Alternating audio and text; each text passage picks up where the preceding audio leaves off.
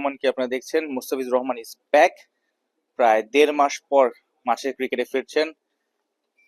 সবশেষ মুস্তাফিজ ভাই, বাবা হওয়ার পর কেমন লাগছে?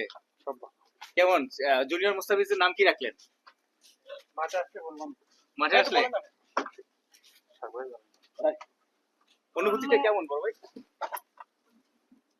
মুস্তাফিজুর রহমান বললেন আলহামদুলিল্লাহ সবই ভালো, এবং আজ ছেলে হয়েছে তার সপ্তাহ 3 আগে, এবং পিতৃকালীন ছুটি কাটিয়ে তিনি খেলায় ফিরেছেন।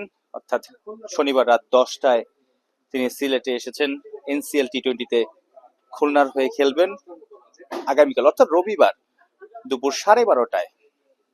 রবিবার দুপুর 12:30টায় ঢাকা মেট্রোর বিপক্ষে তৃতীয় কোয়ালিফায়ার ম্যাচে মোস্তাফিজ নামবেন, যেটা বলা যায় খুলনার ফাইনালে ওঠার একটা দারুণ সুযোগ তৈরি হয়েছে। কারণ মোস্তাফিজের মতো বোলার যখন খেলবে, স্বাভাবিকভাবে আপার হ্যান্ডে থাকবে খুলনা, বিজয়, সোহান, মিঠুনরা। মোস্তাফিজ সবশেষ বাংলাদেশের হয়ে খেলেছেন গেল মাসের সবশেষ ম্যাচটা হয়েছে নভেম্বরের 11 তারিখে, অর্থাৎ আফগানিস্তানের বিপক্ষে শারজায়। তারপরেই দিন 40 তিনি খেলেননি কোনো ক্রিকেট। মাঝে তিনি পিতা হয়েছেন, তার ছেলে হয়েছে, এবং যে কারণে পিতৃকালীন ছুটি নিয়েছিলেন, তিনি যেতে পারেননি ওয়েস্ট ইন্ডিজে সাদা বলের সিরিজ খেলতে, ওয়ানডে এবং টি20 খেলতে পারেননি। তবে আবারও কামব্যাক করেছেন। খুলনা আজকে ম্যাচটা জিতে নেয় সকালবেলা, এলিমিনেটর ম্যাচ।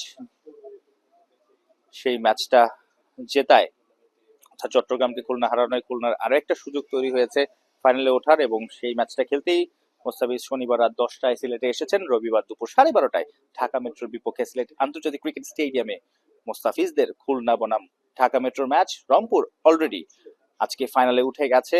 ফাইনালটা হবে 24 তারিখ। মোস্তাফিজ দারুণ ইফেক্টিভ হতে পারে এই উইকেটে কন্ডিশনে, যেটা আজকেই নুরুল হাসান সোহান খুলনার ক্যাপ্টেন জানিয়েছেন।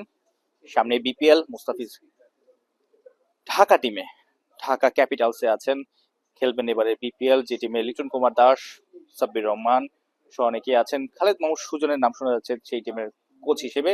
সবকিছু মিলে নিজের প্রস্তুতিটা বিপিএল এর জন্য প্রস্তুত হতে, পাশাপাশি খুলনাকে এনসিএল টি20তে ফাইনালে উঠিয়ে চ্যাম্পিয়ন করাতেই কাটার মাস্টার মুস্তাফিজ চলে এসেছেন সিলেটে।